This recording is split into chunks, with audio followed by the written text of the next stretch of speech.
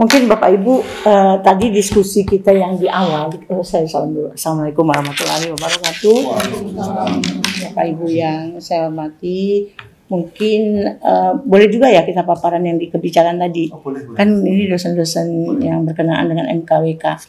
Nah, mungkin menurut Bapak Ibu, tadi saya dari sudut ini ya, penjaminan mutunya, ya kan?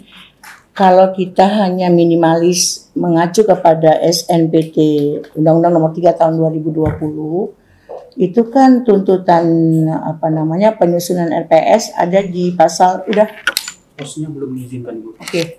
Ada di pasal 12. Nah, saya melihat yang dibuat Unsam itu sudah mengacu ke formatnya SNPT.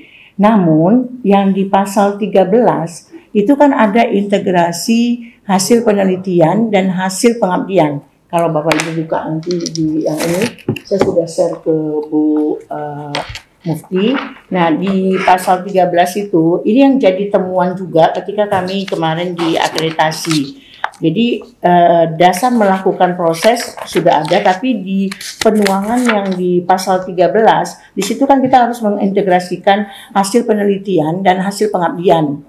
Meskipun terkadang kita tidak melakukan penelitian dan pengabdian, tetapi tugas kita mensinergikan hasil penelitian orang lain atau hasil pengabdian dari dosen eksternal atau dari internal yang dikaitkan dengan materi yang kita susun di RPS. Nah, menurut Bapak Ibu itu sudah nggak dimasukkan ke dalam konsep penyusunan RPS kita? Satu. Kemudian yang kedua, kan tadi yang saya katakan, kalau di sistemnya SNPT, kalau kita sama persis dengan apa yang dimaui SNPT, berarti kita belum melampaui. Kita masih sangat minimalis sama dengan SNPT. Nah, kemudian ada masalah yang pelampauan secara kualitatif atau secara kuantitatif. Nah, secara kualitatif tadi kita nggak tahu ya, belum bersepakat lah ya, masih dalam tahap pembicaraan dengan tim.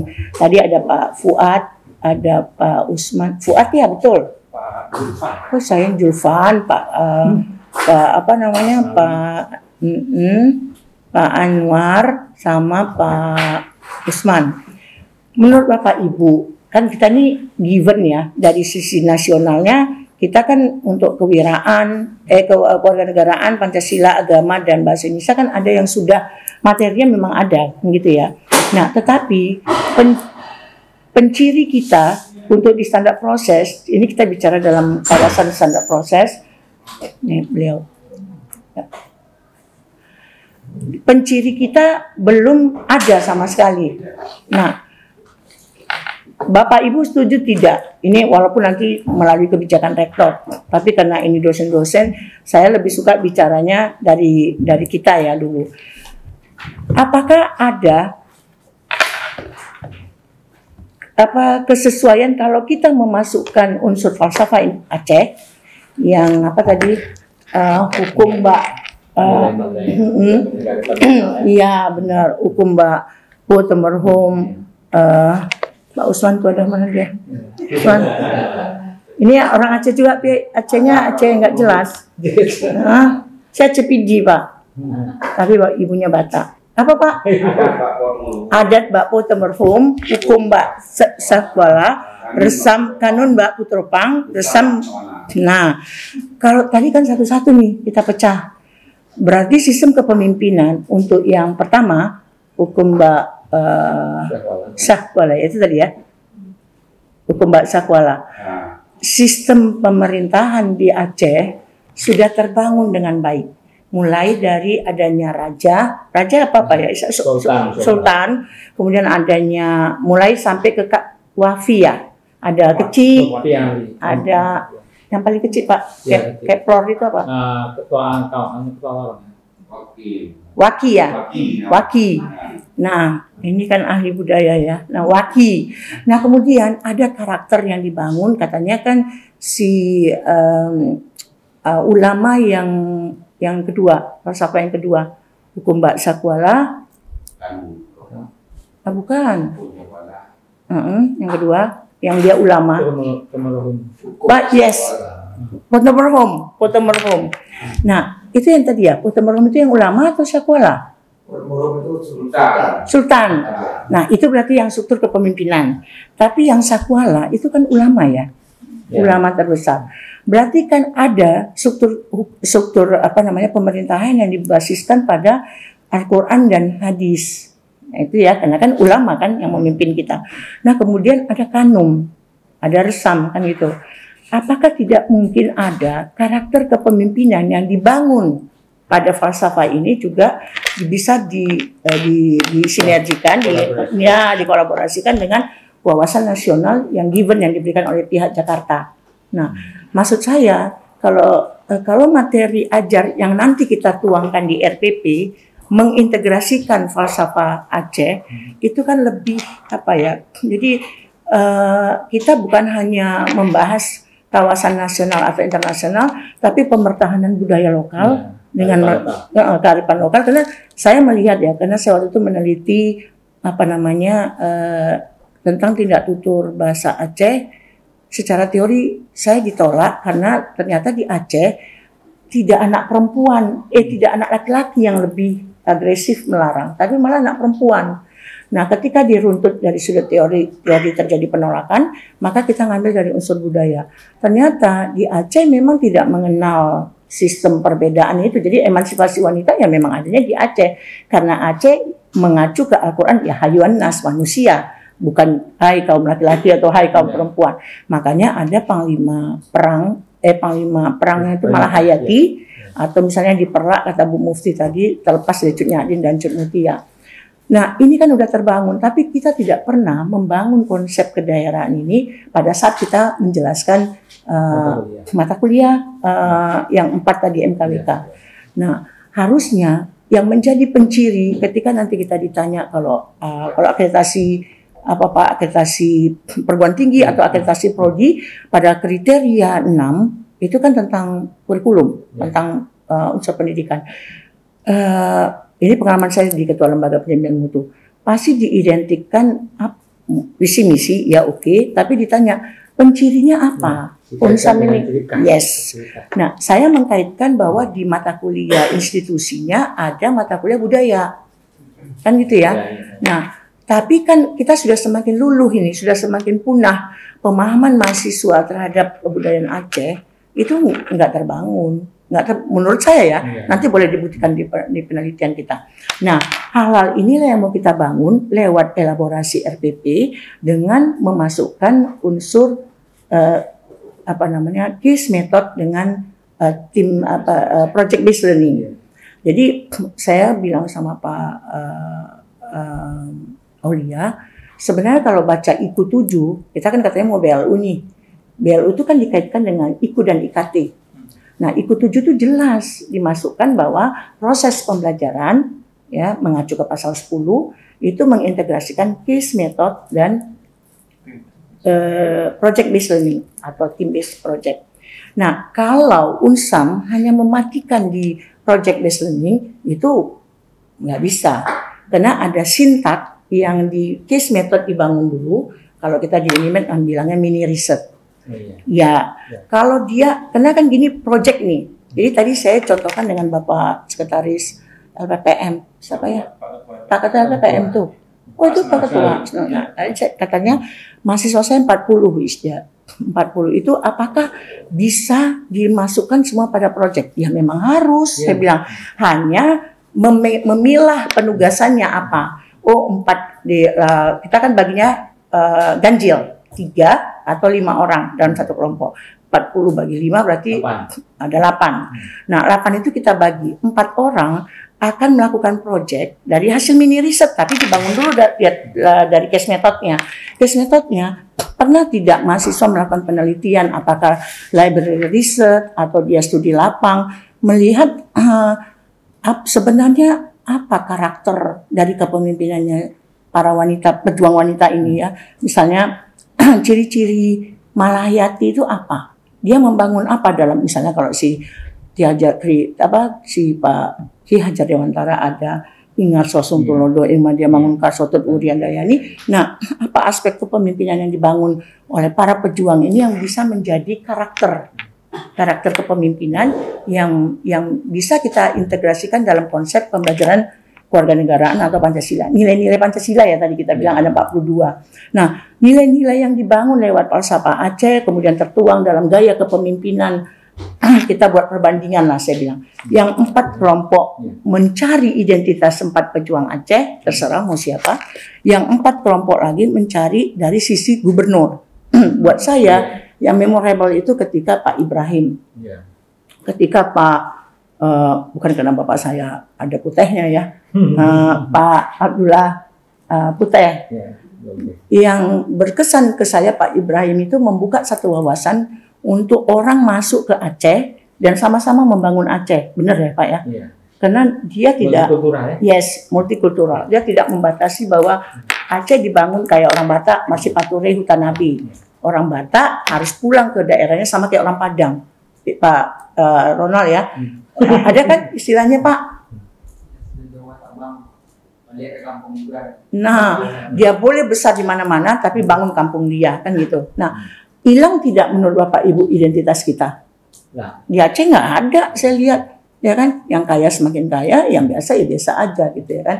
Karena kita sudah menjadi orang yang sangat individualis, tidak lagi ada dibangun karakter-karakter yang baik dari kepemimpinan ini. Nah, sekarang penuangan itu yang kita bangun, apakah lewat mini riset atau case method, ya, kemudian lewat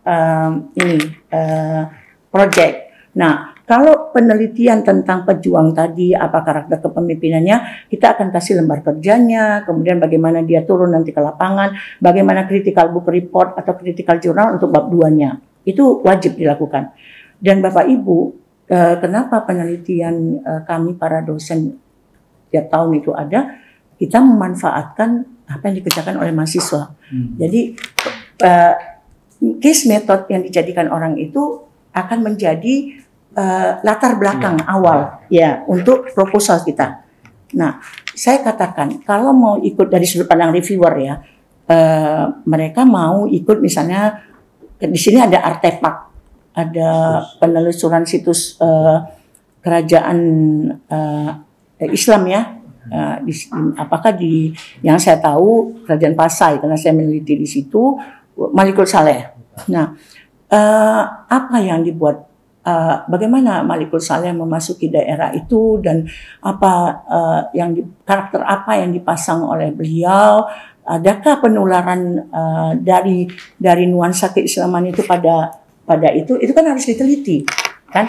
Pertanyaan-pertanyaan ini dibenturkan ke mahasiswa lewat case method, kemudian penelitian dilakukan, baru dibawa hasil sementara dari penelitian case method inilah yang dibawa ke project based learning untuk dijadikan satu solusi alternatif untuk membuat proyek. Misalnya apa proyeknya? Oh, membuat video atau film dokumenter yang ini video ini menurut Bapak Ibu pembelajaran bahasa Aceh mulai punah kan di SD atau SMP, ya kan? Nah, mengenal pahlawan mereka pun tidak lagi terlalu digaungkan ya Pak ya di buku-buku sejarah. Nah, kita Unsam menjadi pusat kajian Aceh dan melakukan proses proyek pada mahasiswa untuk menghidupkan itu tadi informasi apakah cerita rakyat untuk bahasa Indonesia. Saya nggak tahu cerita rakyat Aceh Pak, terus terang. Dulu Aceh itu terkenal hikayatnya, ya kan. Kemudian kenapa banyak istilah-istilah itu sampai ada yang pendongeng terkenal dari Aceh Gayo, ya. Pemtoh ya namanya ya. Nah, itu kan menasional ya. Dan cara dia membawakan cerita itu kan sangat berbeda. Hikayat kalau di kajian bahasa. Nah, kemudian itu juga sudah mulai tidak dikenal. Kemudian maka di cerita-cerita rakyat itu kalau di kampus kami di sastra Indonesia itu dibuat menjadi film apa bilangnya yang film animasi. Nah, film animasi. Nah, yang dia berkolaborasi antara dosen dosen bahasa Indonesia dengan dosen ilkom, kemudian dengan antropologi karena kita mau membawa atau sejarah dari background daerah itu, maka itu akan jadi project video. Jadi tidak boleh dosen mengajar tanpa ada produk. Jadi produk mengajar itulah yang merupakan bagian dari case method atau project based learning. Mini riset untuk penelitian dosen, cikal bakalnya kita, atau menulis di artikel, karena Bapak Ibu kriteria 9, kalau saya mengkaitkan ke situ tetap, akreditasi untuk kriteria 9 adalah kalau Bapak Ibu hasil case method dibuat dalam artikel. Artikel nih, membuat apakah di koran, kita sudah wajib ke Sinta, Bu. Karena di kampus kita ada banyak Sinta 4, Sinta 5, dan Sinta 3. Nah, mahasiswa masukkan tulisan ke situ. Nama kita sebagai dosen masuk sebagai nomor 2, itu nilainya tinggi sekali di kriteria 9. Nah, itu bisa menjadi produk mini riset. Tulisan yang di koran, tulisan yang di Sinta. Tapi project dia buat video pembelajaran atau dia membuat film animasi, itulah project. Nah, inilah yang mau kita tuangkan. Kita mungkin nanti ambil satu sampel, ya kan, mata kuliah kewarganegaraan atau Pancasila. Saya sudah diberikan. Ibu nggak ngerti nih kalau nggak Zoom. Gimana ya? Nggak pandai nih pakai. Bantu, Ibu bisa pakai Zoom. Karena kita ada. Ini pakai apa sih? Boleh. Ini sedikit perjalanan saya selama 20 tahun di sini. Bentar. Nggak apa-apa, Bu. Pak, sambil aja. Iya. Panduan metode pembelajaran. Ini kan sangat sensitif ya, masalah keetnisan ya. Makanya tadi Ibu sebutkan kepemimpinan Pak Ibrahim Sandra Mahfud dan Pak. Takut aja merdeka ya. Jadi itu juga sangat berpengaruh, ya kan? Hari ini kalau saya kaji dari pandangan ini, itu ada sekelompok elit yang ingin merubah sejarahnya sendiri. Nah, saya pernah teringat tulisan saya tahun 2019 tanggal 25 Juni di Waspada itu tentang trust kepercayaan. Nah, saya mengadopsi itu karena ada kejadian Papua ingin minta merdeka. Iya. Satu di situ rupanya muncul pada tanggal 25 Juni 2019. Ketika itu tak dikenal. Nah, yang mengatakan begini, kau itu orang Jawa, apa kau harus ngurus orang Aceh? Nah, saya bilang, Rona kalau memang mau ngajak diskusi tulis dong ukuran. Saya nggak melayani Anda, saya tutup. Nah, saya cek kemarin itu ada lagi. Itu salah satu contoh. Ya, paham. Terus saya kemarin di jurnal Undip juga, Sinta 2 saya tulis mendebat Walinang itu. Itu juga saya tidak orang lain. Nah, orang Aceh. Bahasanya seperti itu, Pak. Saya yakin juga ada kawan-kawannya yang ngasih nomor saya kan. Tapi saya suka itu. Saya bilang, kalau memang Anda mau diskusi, ayo duduk. Tapi saya nggak mau kalau ini nanti jadi polemik. Lebih bagus Anda menulis, karena saya ini tulisan. Nah, hal-hal seperti itu masih sangat sensitif. Artinya, kalau saya kaji dari etnisitas, antara orang Jawa, orang Batak versus orang Jawa sama orang Aceh berbeda. Orang Jawa sama orang Batak itu sudah selesai kita, urusan etnis. Ya. Orang Jawa sama orang Aceh itu belum selesai urusan etnis. Contoh, ya, atau orang Jawa sama orang Minang itu sudah selesai. Ya. Contoh begini, ya. Saya kalau bilang orang Batak ini nggak ada orang Batak. Saya orang Batak. Kalau saya bilang ngomong gini ya, kasar nih. Batak lu babi. Itu udah biasa. Coba kalau aku bilang sama orang, Pasman bilang, Pasman aja marah pasti dia. Itu sebagai contoh ya kan. Nah, orang Jawa juga sama dia bilang, orang Jawa kulit ya, saya kulit. Orang Jawa yang datang ke Sumatera kulit. Dan saya bagian dari kulit itu. Jawa kontra. Biasa. Terus begitu. Jadi ini yang untuk memecahkan ini yang sama masih sulit. Makanya kalau misalnya kita mengatur dia seperti itu, bisa sih bisa, tapi untuk mencapai hal yang maksimal rasanya ya masih agak sulit. Tetapi kita sudah memulai. Nah, artinya jangan diharap nanti akan kita punya nilai yang maksimal, tetapi paling tidak kita sudah memulai. Karena saya lihat sepertinya untuk di kawasan pantai timur ini yang baru mulai kayaknya di Nusa Samudra yang sangat heterogen dosennya dibanding yang dari Lok Sumawi. Nah, saya sudah masuk juga Mas Saleh, masih masa itu masih kental banget. Nah, kalau sini sudah agak mulai lah karena heterogen. Nah, itu termasuk mahasiswa juga. Nah, saya pikir itu bisa lebih tapi mungkin gini, kita jangan terlalu ngembang. Sebenarnya kita jangan membenturkan itu ya, karena kan ruang lingkup yang kita kaji tadi kan falsafah Aceh. Kemudian kalau apakah memang, kecuali gini ya, kita membandingkan kepemimpinannya gubernur Jawa dengan gubernur Aceh misalnya. Tapi kan maksud saya gini, apakah di dalam kepemimpinan, saya nggak tahu menurut Bapak Ibu lah, gubernur kalau saya di kampus di mata kuliah kepemimpinan, saya nggak ngambil gubernur. Saya biasanya ngambil kepemimpinan apakah Margaret Thatcher, kemudian kepemimpinan yang Sisingamangaraja. Saya tetap memasukkan etnis itu. Kenapa Bapak Ibu? Kalau kita hanya mengenalkan wawasan nasional, tapi yang berbau daerah sedikit pun tidak kita sentuh, kita sebenarnya ngajarnya di mana sih? Ya kan?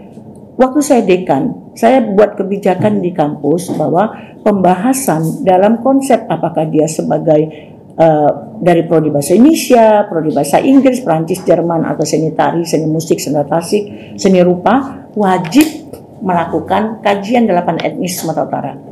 Apakah mau membuat ada meratap dalam bahasa Batak. Ratapan yang dibuat orang ketika meninggal itu isinya apa?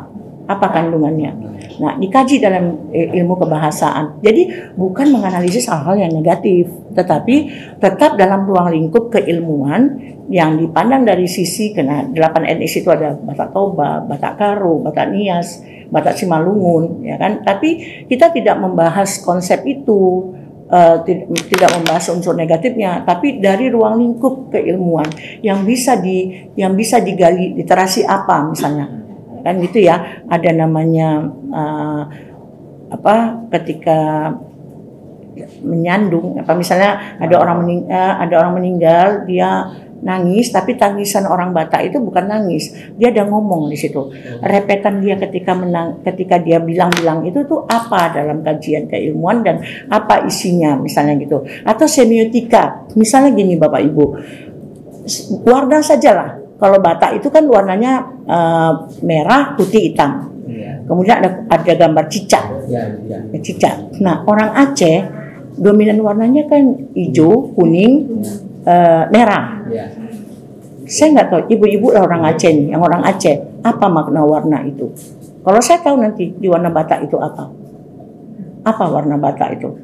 Dan apa yang menunjukkan, mungkin kita bukan animisme dan kayak di Batak itu kan ikonnya itu cicak itu adalah dia penjaga katanya, penjaga satu daerah. Nah di kita Aceh apa sih? Misalnya kalau di Tanah Karo kerbau ya. Nah apa ikonnya orang Aceh dan apa makna itu kan ada sebenarnya waktu kita melakukan peristiwa pernikahan perkawinan kan lah ya, waktu Teng Darah Baru. Kenapa sih saya ingat kali? Karena bapak saya bagian dari pengurus Laka di Medan, pasti ada tebu di bawah, ada gula, ada yang manis-manis, ya kan? Maknanya itu apa? Tahu nggak anak Aceh tentang itu, ya kan? Nah, boleh nggak itu diajarkan di bahasa? Boleh dong, di bahasa Indonesia. Kenapa kita bahasa Indonesia yang MKWK kan bukan bahasa Indonesia yang membahas keilmuan? Kan tidak di situ jangan diajarkan lah kata majemuk, kata ini, kata itu nanti kalau dia memilih program studi. Tapi untuk konsep untuk konsep keilmuan yang mendasar kan boleh kita masukkan. Jadi mengintegrasikan falsafah orang Aceh dalam 4 keilmuan MKWK. Kalau Bapak Ibu setuju, itulah nanti yang akan dibuat oleh kebijakannya Pak Rektor. Karena menurut saya, kalau Unsam tidak punya identitas, kita sama saja dengan pesaing. Kita buat analisis SWOT ya. Analisis SWOT kita di sini tadi kata Pak Julvan ada 4 perguruan tinggi yang di luarnya Unsam. Jangan jumawa dulu bahwa Unsam perguruan tinggi negeri kayak kita Unimed. Ada perguruan tinggi swasta yang jauh lebih melesat sekarang, yang menyaingi kita kan gitu. Nah, apa iya kita tenang-tenang aja seperti ini, RPP-nya juga tidak berubah, kurikulumnya ya itu saja, karena kita nggak mau capek kan gitu. Nah, sekarang itu yang kita sepakati dulu. Kalau Bapak Ibu sudah satu pemahaman, maka nanti tinggal melakukan matriks. Kita buat matriks. Kalau dari falsafah ini yang bisa masuk ke kewarganegaraan apa? Yang bisa masuk ke Pancasila apa? Yang masuk ke bahasa apa? Bukan semua materi yang kita susun di RPP harus masuk itu. Tapi dari 16 pertemuan dikurang UTS dan UAS, berarti tinggal 14, ya kan? Nah, materi yang mana yang bisa memasukkan unsur falsafah Aceh itu? Gitu. Itu dulu. Nah, kemudian kalau kita buat case method dan team based project, ini yang kedua nih, supaya kita mindsetnya sama-sama dulu. Kita nggak bisa lagi mengandalkan pertemuan tatap muka total selama satu semester. Nggak bisa seperti itu. Jadi harus ada penugasan mahasiswa yang kita bawa, oh dia mau menyelidiki kasus Istana Perlak, sejarah Islam di Perlak misalnya, ya, pergi ke Perlak. Maka bagaimana cara dia membuat, ada nanti dari kita sebagai dosen, dia pergi misalnya, saya menugaskan mahasiswa selalu Jumat, Sabtu, Minggu, itu dia bekerja. Karena nanti dia harus lembar kerjanya sudah kita kasih, laporan dia sudah kita kasih, baru dia melakukan penelitian. Nah, penelitian dia bisa berulang kan, itu dihargai Bapak Ibu, itu di bagian dari kehadiran dia. Tapi cara kita melakukan monefnya, kita cukup video call sama dia atau Zoom. Saya buat Zoom, masuk semua ke link, saya mau tahu. Kamu sekarang ada di mana? Di Sibolga, Bu. Mengapain di Sibolga? Kami sedang menyelidiki misalnya tentang, kan di situ pesisir ya, daerah pesisir. Apakah Asahan dengan Sibolga ada kemiripan misalnya? Nah, atau misalnya kami karena mata kuliah bahasa Perancis itu ada yang dikaitkan dengan unsur kimia, pembuangan sampah organik dan organik anorganik, misalnya di Sungai Deli, tapi kita bandingkan dengan yang ada sungai kotor di Sungai Ular misalnya, itu kan anak harus pergi ke lapangan. Nah, itu bagian dari case method yang dia pergi ke sana. Nah, Bapak Ibu ada nggak atau diizinkan tidak melakukan itu? Kalau nggak, kita untuk apa bicara case method dan project based learning? Apakah Unsam hanya mewajibkan perkuliahan itu? Kalau kita buat di SNPT itu TPL, teori, praktek, lapangan. Teori itu Bu, di kami hanya boleh cuma 15% atau 20%. Ketika kita membuat lembar kerja, ketika kita membuat apa yang harus dipresentasikan, penelitiannya seperti ini, buku yang harus dibacanya untuk critical book report apa, critical jurnalnya apa, itu dari kita. Kita sebagai fasilitator aja, nggak usah harus habiskan 2 jam untuk teori, enggak Pak. Dia namanya belajar mandiri. Dia kan, kita kasih semua kelengkapan itu, dia turun ke lapangan, kemudian dia melakukan proses. Nanti hari Senin dia laporkan pada jam mata kuliah kita. Nah, kemudian kita bisa monef lewat video call atau Zoom.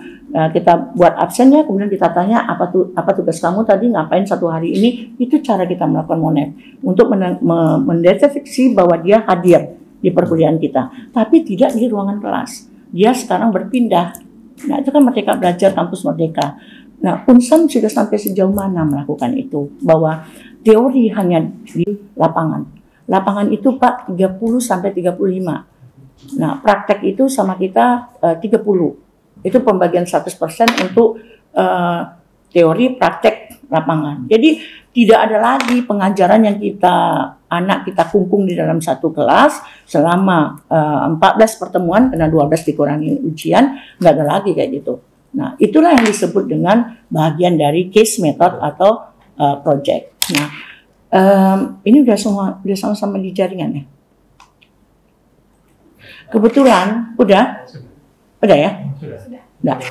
Nah, kebetulan kemarin Bapak Ibu kita mengundang salah seorang profesor dari Unair untuk membahas RPP yang mengintegrasikan konsep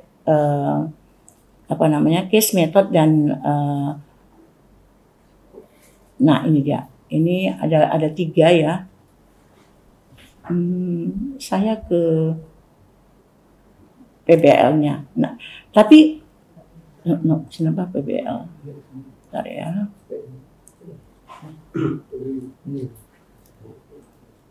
Nah, yang tadi Bapak kasih ini dia Pak, pembelajaran berbasis kasus. Nampak ya Bapak Ibu ya? Kelihatan? Nah, dia kan ada sintak ya Pak. Ya, sintak itu fase. Jadi kalau kita bicara tentang model, maka ini. Tapi bicara tentang strategi, apakah blended atau tatap muka. Bicara tentang strategi, dan beberapa sintak yang ada di project base, di case method, kita mau pakai mana. Nanti Bapak Ibu sesuaikan dengan materi RPP yang Bapak Ibu buat. Ini dia.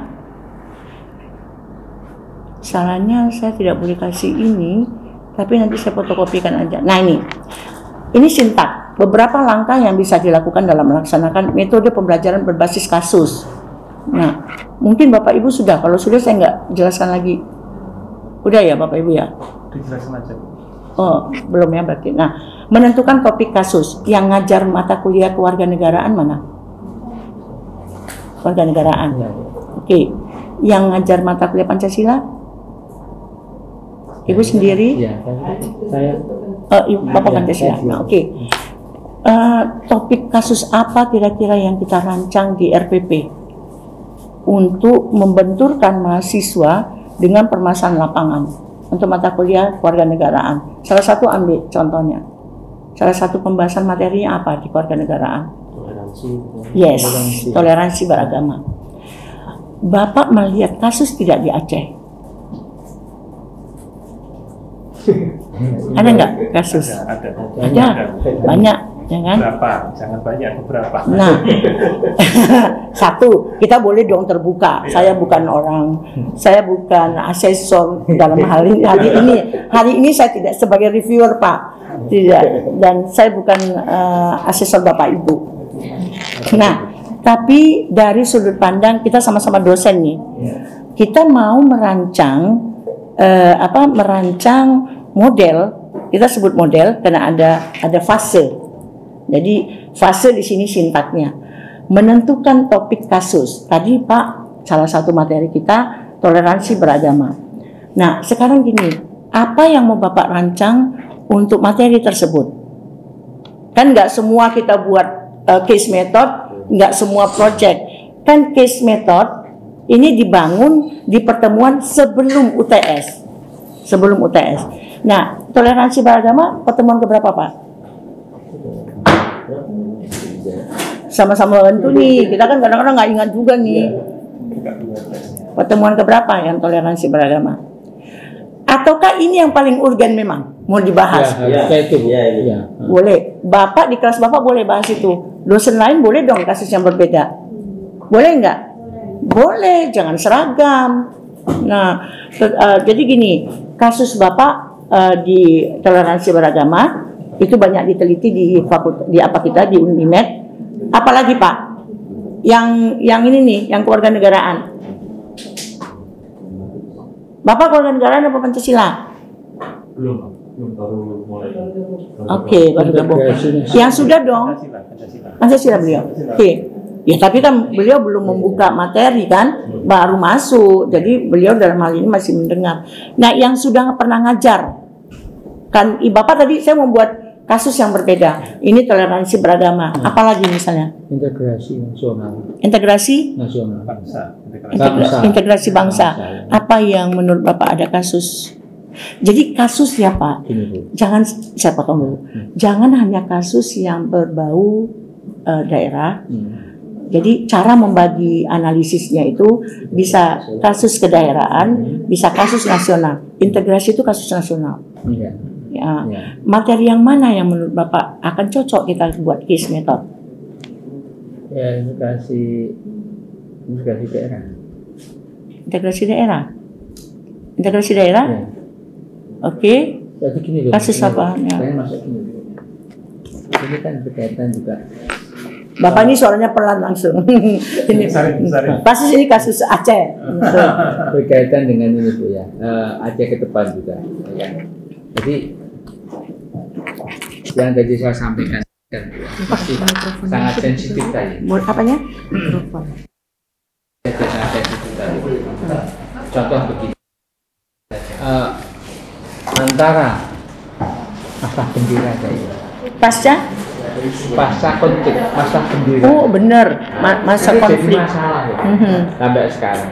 Ya, ini muncul bendera yang masih bendera lama, bendera GAM. Nah, itu kan jadi masalah. Jadi masalah apa? Bagi pendatang. Yes. Orang sini nggak masalah. Bagi pendatang itu udah mulai was-was lagi. Apalagi dia sudah pernah menentangkan nasib. Nah, gini ya, kita belajar ini tidak boleh asumsi pribadi, karena nanti akan memberatkan mahasiswa ketika merujuk pada kajian teori. Hati-hati loh Bapak Ibu. Ini kan siapa namanya Pak? Mas Imam. Mas Imam ini pasti orang antropologi ya. Iya. Ya, karena antropologi itu sangat eksentrik orang-orangnya. Ya.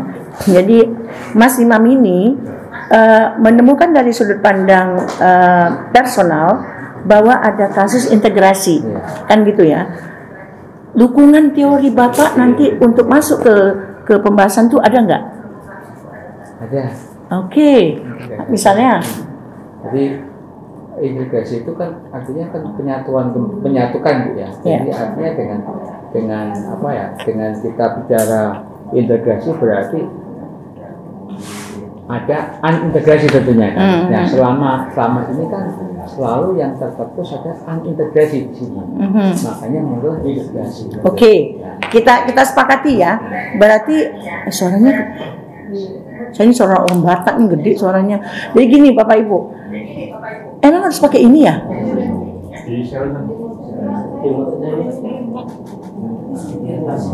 Hah? Di Ibu ya? Ibu ini dia.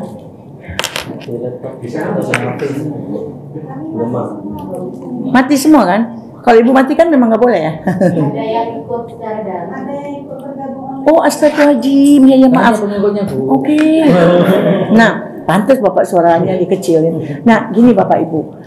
Jadi kenapa saya bilang seperti itu? Kita menentukan topik kasus. Tadi kasus toleransi beragama. Ini kasus nasional nggak? Bukan cuma kasus Aceh loh. Iya, sangat nasional. Kemudian integrasi. Ada nggak kasus kedaerahan? Yang ngomong, yang ada di Zoom boleh ngomong ya. Yang ada di ini boleh ya, supaya ada interaksi ya. Menurut Bapak Ibu, kasus kedaerahan untuk mata kuliah Pancasila apa contohnya? Karena yang diangkat beliau berdua ini kasus nasional. Masalah agama di Poso, terus perang kan di Ambon. Ya, agama, kasus agama juga ada. Kasus etnis. Nah kalau kita di Aceh kan etnis enggak, kita cenderung homogen, ya kan? Kalaupun heterogennya cuma sekian persen. Nah apa yang menurut Bapak Ibu? Kita kan tadi mau masukkan falsafah Aceh nih, ya kan? Nah, apa kasus internal Aceh yang bisa kita angkat, yang merupakan bagian dari materi ajar di mata kuliah kewarganegaraan? Ada nggak cinta tanah air? Identitas nasional. Identitas nasional. Jadi kepercayaan kepada Indonesia, Bu ya. Kalau unsur kelembagaan, Bu. Misalnya, berbeda dengan daerah lain, maksudnya? Oh, daerah istimewa kita ya. Bukan siapa? Nomenklatur di Aceh itu kan ada kanun, memiliki kekhasannya sendiri. Ya. Misalnya ada lembaga Wali Nangro. Iya benar, yes keren. Nah, ada nggak kajian itu di materi kita? Ini tadi kita bicaranya kewarganegaraan. Yang Bapak bilang itu bagus. Itu mata kuliah apa? Boleh aja, berarti itu akan, tadi saya pikir MKWK, berarti ada mata kuliah institusi juga. Bisa dikolaborasi. Boleh. Masukkan ke sub apa? Bukan. Itu kan bisa menyebabkan kasus perpecahan yang disampaikan beliau itu. Ya kan Pak, kalau kita integrasikan ke Pancasila boleh nggak? Boleh kan? Itu kan iya, keragaman itu kan gitu. Nah, sekarang tinggal, tadi kita udah sama-sama nih ya, sepakat topiknya ya, supaya Bapak Ibu tahu. Masuk ke sintak kedua. Kita lihat, menentukan sumber daya yang relevan yang dapat diakses oleh mahasiswa. Jadi kita menentukan tema berdasarkan kasus yang lagi tren di nasional atau kasus yang berkembang di kedaerahan. Sekarang masuk ke sintak kedua. Menurut Bapak Ibu, sumber daya yang berkaitan dengan yang tadi kita bahas 3 topik itu bisa nggak didapatin oleh mahasiswa?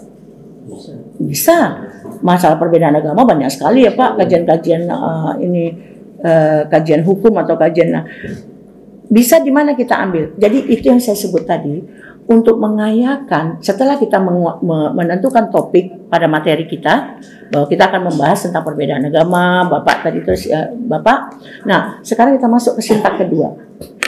Maka mahasiswa tahap yang pertama adalah menemukan kajian teoritis. Yes, untuk membuktikan bahwa peristiwa itu ada. Dan pencirinya apa? Nah, itu yang kita sebut dengan critical book report atau critical journal. Di sini disebutnya artikel, jurnal, buku teks. Tapi penamaan kita untuk UNSAM berarti nanti Pak Pak di standar proses Pak, standar proses Bapak sama dengan kita di kampus di Unimed. Kita memasukkan unsur critical book report, critical journal untuk pengayaan bab 2 dia secara teoritis keilmuan bahwa memang kasus itu ada, itu dibuktikan pada jurnal siapa yang menulis, ambil kutipan penelitian itu, yes, penelitian terdahulu. Nah kemudian critical book report dia membandingkan 2 buku yang berbeda pada pembahasan yang sama. Misalnya tadi kita membahas toleransi beragama. Siapa yang buku mana yang bicara tentang itu? 1, buku mana yang buku 2? Apa kelemahan atau apa sisi yang baik dari 2 buku ini dan apa sisi yang berbeda dari 2 buku ini? Itu mahasiswa harus mencari itu, apakah dia ke perpustakaan pusat, perpustakaan yang ada di sini, perpustakaan daerah, atau dia pergi ke Medan, misalnya bukan pergi ke Medannya, tapi dia mencari itu lewat jaringan. Nah, sebenarnya yang Bapak Ibu latih di sana soft skill-nya apa? Ketangguhan. Kan kita kalau bicara tentang kurikulum KKNI kan ada hard skill, ada soft skill, ya kan? Ketika Bapak melatih hard skill dia tadi untuk membahas tentang perbedaan agama dan integrasi kebangsaan itu, maka soft skill-nya adalah bagaimana cara dia menemukan sumber itu. Dia punya enggak daya juang yang tinggi? Ya, apalagi yang Bapak mau buat di soft skill-nya di situ. Daya juang bersama supaya tidak bias nanti untuk rubrik.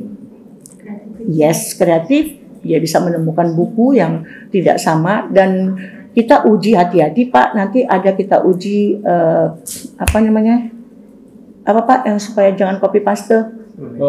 Turnitinnya. Jadi kita dosen tidak banyak menjual suara, tetapi mereka bekerja dulu mandiri. Pada saat melakukan refleksi untuk presentasi baru kita masuk. Apa yang mau kita ajarkan secara final? Nah, saya cepat saja. Nah, di situ ada wawancara dengan praktisi. Misalnya Mas Imam, kalau bicara tentang integrasi, siapa yang bisa dijumpai di Medan? Apakah Pak Usman Peli, Profesor? Ya, atau Iwan Azhari, ya kan?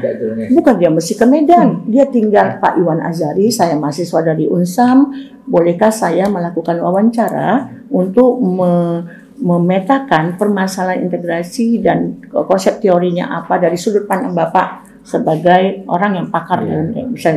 Nah, tinggal dia rekam jawabannya Pak Iwan. Dia bisa menghubungi lewat HP, tapi ada kesepakatan dulu. Nah, itu dilakukannya kapan, tanggal berapa, itu semua dikutip bagian dari proses dia mengutip data, mengambil data. Nah, kemudian dalam studi kasus yang meminta mahasiswa untuk menentukan diagnosis pasien, kita enggak ya kena ini. Kita bisa Mas Imam menggunakan lab? Tidak. Berarti kita studi lapang. Ya, studi lapang dan library research. Kita masuk ke sintak ketiga. Membuat skenario.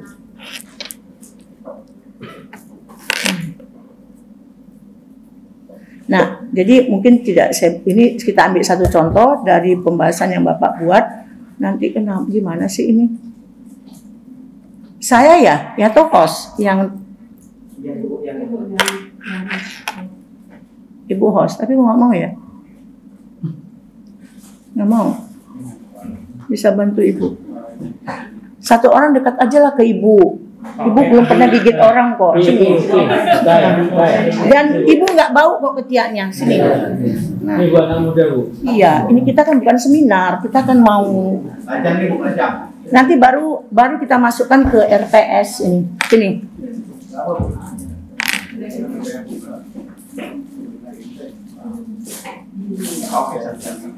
Jadi gitu ya Bapak Ibu ya, pengumpulan data, tema kita tentukan secara bersama, merupakan bagian yang terintegrasi pada materi ajar, kemudian sumber daya yang kita gunakan untuk mengakses informasi bisa lewat critical book report, critical journal, dan kok ke situ? Ya, oh digituin ya. Nah, membuat skenario. Nanti ini muncul semua Bapak Ibu tulis semua di RPP. Nah, skenarionya apa? Bapak Ibu yang lebih tahu. Kalau untuk perbedaan Pak yang tadi, saya suka yang Aceh tadi. Yang itu gimana Pak? Kita kemana Pak? Skenario pembelajarannya nih, tahapan kegiatan mereka apa? Nanti Bapak kan bilang ada perbedaan penamaan. Kalau di sana bagaimana, di sini bagaimana? Berarti kita melakukan komparasi. Ya, akan komparasi ya. Ya, boleh kan? Komparasi dibandingkan. Untuk menemukan apa yang menjadi persamaan. Ya, apa Dikomparasikan. persamaan? Ya, apa persamaan sistem Ya. pada gaya pemerintahan atau apa sih itu Pak? Iya, Pemerintahan kan? Kan berarti ada tatanan atau struktur pemerintahan yang membedakan antara kita di Aceh dengan di luar kan gitu. Nah, skenarionya berpulang ke Bapak Ibu. Tapi kalau memang Ibu mau, Ibu bergabung ke beliau dengan tema yang sama, boleh Bu? Boleh. Tapi kasus yang Ibu buat supaya jangan sama dengan beliau, karena nanti ini mau jadi, saya biasa nggak mau sama dosen lain, karena mau saya jadikan untuk cikal saya meneliti. Jadi penelitian, penelitian tinggal saya tambah variabel X, yang Y-nya dikerjakannya untuk informasi awal, tapi bisa udah dari kepala saya mau ngapain dengan data itu, gitu. Nah, saya biasanya nggak mau sama, tapi caranya saya akan bicara berdua.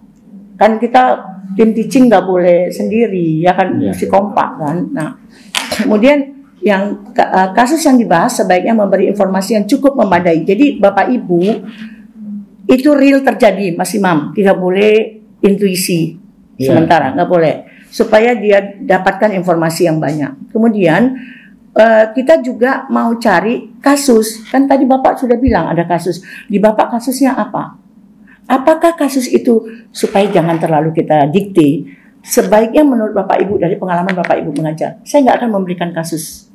Mereka yang saya baca, mereka membaca dari buku itu, dari buku yang tadi disintak kedua, fase kedua, apa yang ditemukannya pada kasus. Nah, nanti dia konsultasi sama kita, Bu, boleh enggak kalau saya akan membuat ini. Itu nanti dia rancang skenarionya, kita tinggal membetulkan saja. Pilih yang mana? Atau karena kita mau membuat penelitian, ini bergantung kita ya. Kalau kita mau buat penelitian, skenario dari saya. Karena untuk kepentingan saya. Tetapi saya mengorbankan mahasiswa saya pada materi pembahasan itu untuk nanti dia bisa buat skripsinya, karena tidak sama dengan saya. Kalau dia mau meneliti itu masih dia boleh, monggo. Tapi saya punya jangan diganggu, karena yang ada di kepala saya dan teman-teman, misalnya gitu. Nah, tinggal apa kasus yang mau dicarinya itu, di daerah mana itu. Misalnya Bapak mau buat kasus perbedaan toleransi agama di mana? Kasusnya, kasusnya misalnya Toleransi. toleransi berapa di Langsa misalnya. Oh ya? Kalau nggak salah saya di sini kita terbatas ya ibadah. Iya, Kenapa membangun tempat ibadahnya itu terbatas. Ada nggak di kajian materi tentang rumah ibadah? Kalau nggak ada nggak boleh Bu, jangan dulu. Harus ada di Yang ada di materi, karena kan materi kita diikat sama nasional. Tapi mengelaborasi materi versi kita. Kalau memang rumah ibadah bagian dari, menurut saya itu bagian dari konflik. interaksi Yes. sosialnya, Bu. Tapi interaksi sosial. Ya, sosial mah. Jadi bergantung itu tadi, makanya saya bilang Bu, jangan, ya jangan luas, jangan lari dari materi. Nah, baru nanti masuk ke, kalau sudah ada kasus, nanti kita sebelum dia turun nih Pak, Dia bukunya buku mana yang kamu mau ambil? Ini kasus konflik agama. Saya punya ini Pak, saya punya ini. Gak boleh sama Pak, saya nggak mau. Cari buku lain kamu, saya bilang. Terus jurnal kamu ambil dari mana? Ini Bu, saya ada penelitian dosen di UI yang meneliti ini sama di UGM. Misalnya kan UI sama UGM kan lumayan bagus ya ininya. Untuk masalah-masalah hukum, kajian fisiknya ya, fisipolnya itu kan bagus. Nah, kemudian kasusnya apa? Saya ambil kasus Poso, Bu. Misalnya gitu dia bilang. Apa indikasi? Kita minta dulu asumsi pribadi dia. Apa yang kamu deteksi dari kejadian di Poso? Saya baca di jurnal, Bu. Ada terjadi ini. Nah, maka untuk rangkuman sementara saya, Bu, Poso itu sangat kompleks dengan kasus ini. Tapi bagaimana cara dia mengungkap itu? Karena dia sudah punya muatan teori tadi. Di fase kedua, kita sudah bangun itu. Tinggal dia rancang untuk mendapatkan informasi Poso, karena kamu berada di Langsa, apa yang akan kamu lakukan? Ya, misalnya kita boleh menggunakan yang tadi saya katakan, dia punya akses untuk ke sana. Baru memperkenalkan, setelah semua dia buat penelitian dia, berapa hari kita kasih deadline, saya biasanya 1 bulan. Karena kalau nggak abal-abal, Bu, 1 bulan itu sudah cukup. Dengan kan rutin ya, berapa pertemuan atau 2 bulan. Nah, sebelum saya memberikan proyek. Jadi biasanya pertemuan ke-6, karena pertemuan ke-8 itu ada UTS, pertemuan ke-6 itu pembahasan, pertemuan ke-7 dia akan turun ke lapangan, dia akan melakukan itu setelah UTS, supaya fokus nih. Nah, apa yang dilakukannya itu kemudian kita sudah target pertemuan ke-10 wajib presentasi. Nah, dia presentasi. Itu sintaks D, memperkenalkan kasus ke kelas melalui presentasi atau diskusi awal sebelum kelompok yang dibentuk mulai bekerja. Tapi terserah ke mahasiswa, Mas. Bisa dia lebih cepat dari yang kita inginkan, nggak masalah. Cuma deadline sudah kita kasih. Deadline bulan September minggu pertama misalnya, itu harus dia kasih nanti. Kita kuliah Senin besok, berarti case method akan saya berikan sekitar September atau Oktober awal misalnya ya. Itu pertemuan keempat. Pertemuan ke-5 lah, udah cukup dulu bekal teori dia, pertemuan ke-5. Sudah kita bahas itu yang masalah konflik agama Pak, di pertemuan keberapa itu Pak? Misalnya. Setelah, jadi kita membahas itu bisa before, bisa after. Jadi sebelum masuk ke kasus, kan kita sudah kasih sama dia semua RPS kan wajib dimiliki mahasiswa. Nah, kalau di Medan namanya, di kampus namanya tugas rutin. Tugas rutin, dia tidak boleh datang duduk diam dengerin kita. No, saya nggak akan mau. Sebelum itu, saya sudah masuk langsung. Untuk pretestnya saya bilang, kamu sudah baca ini, sudah apa yang kamu dapatkan tadi? Dia aja dulu ngomong. Untuk menularkan, nanti kan ada anak yang vakum, kamu kok diam aja. Kamu baca apa? Belum Bu, catatan aja. Kan ada rubrik dari daftar nama mahasiswa yang aktif si ini. Itu kan nanti menjadi nilai, karena kita memperlakukan 2 nilai hard skill dan nilai soft skill. Dia boleh pintar secara keilmuan, tapi soft skillnya kurang sekali. Daya juangnya rendah, itu kita harus kasih itu Bu Pak. Jadi kenapa kita tidak kasih A? Dari sudut ininya kompetensi memang A, tapi etikanya, cara dia, kan nanti ada kerja kelompok, ada rubriknya akan banyak. Di situ hanya tugas kita menyiapkan lembar kerja, menyiapkan rubrik. Nanti rubriknya saya kasih contoh-contohnya. Nah, kemudian Bapak Ibu, dia presentasi untuk membuka kasus yang dia bangun dari hasil bacaan dia. Itu tutup di situ, maka di situ nanti hasilnya apa? Artikel. Dia bisa buat misalnya artikel untuk di koran, apakah di Waspada atau di mana yang di Aceh misalnya. Kemudian dia, kalau saya sayang di koran kan komnya sedikit, saya kasih ke jurnal, ya sama kita Mas. Jadi saya masukkan kan nama saya lumayan masuk juga kan Mas, ada membagi kan untuk BKD kita. Jadi saya minta dia masuk ke Sinta 5 karena berbayar ya kan, atau kalau Sinta 4 itu sekitar 300, Sinta, iya Sinta, iya Sinta 5 lumayan lah, jangan ada ke Sinta 2 kan 3.500.000 mahal sekali, nggak ada duitnya madam. Nah terkadang saya kena nama saya ada di situ, saya kasih, nah modalnya berapa? Kan kamu nomor 1 misalnya gitu ya kan, nanti kamu kan portofolio dia ada nanti SKPI namanya. Itu kan jadi rekam jejak dia bahwa dia masuk dan termasuk aktif. Jadi Bapak Ibu, kita bicara ini bukan masuk cuma ruang lingkup RPS, tapi tembakan kita sudah membantu prodi untuk ke akreditasi untuk di kriteria 9. Kemudian kita juga membantu prodi untuk ketika saya bilang membantu prodi itu kan pulang ke kita ya, BKD. BKD kita kan ini ya. Ini ada hibah, Nah, sekarang kita masuk ke ininya ya, project. Kasus yang tadi, misalnya untuk sementara, dia menemukan karakteristik yang menyebabkan konflik terjadi, misalnya ya kan. Kemudian dia menuangkan karakteristik solusi alternatif untuk memecahkan permasalahan. Nah, sekarang kita masuk ke project. Nih, sintaknya ada beberapa juga. Pembelajaran dimulai dengan satu pertanyaan pemicu sebuah masalah untuk dipecahkan. Yang dari case method kan belum selesai nih Mas Imam ya kan? Misalnya menurut Bapak case method Pak tentang yang agama tadi, dia menemukan apa untuk solusinya? Belum ada kan?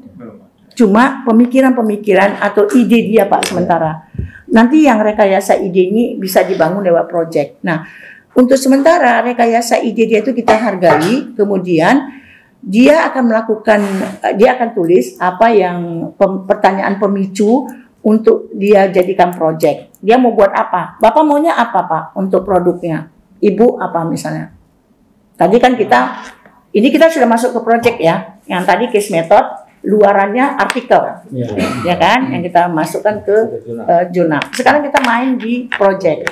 Kita mau apa projectnya? Harus tahu dulu.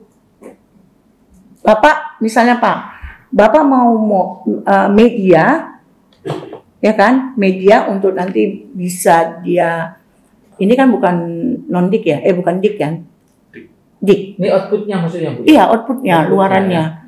Di project harus ada produk. Produk itu misalnya gini, merancang sebuah tarian, itu ya, produk. Iya, iya, bukan model Pak, hasil dari proses yang dia lakukan. Kan OBE itu outcome based education itu kan proses yang mahal.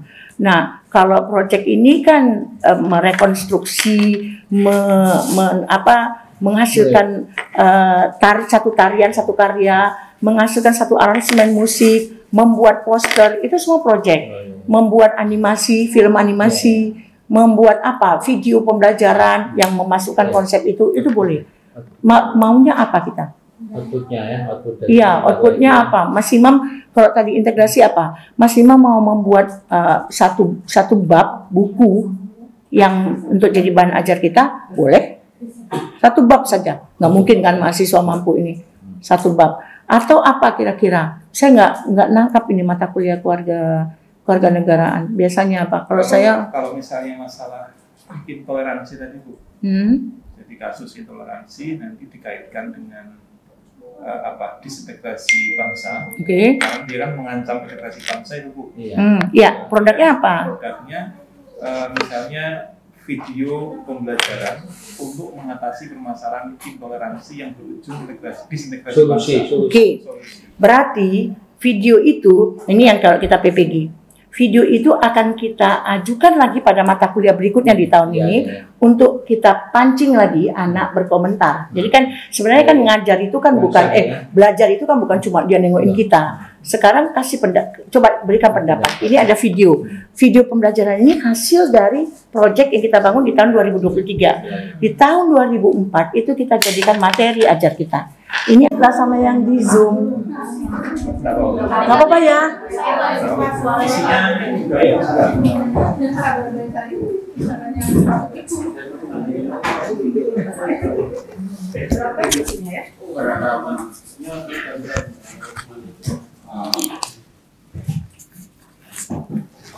Pak Osman,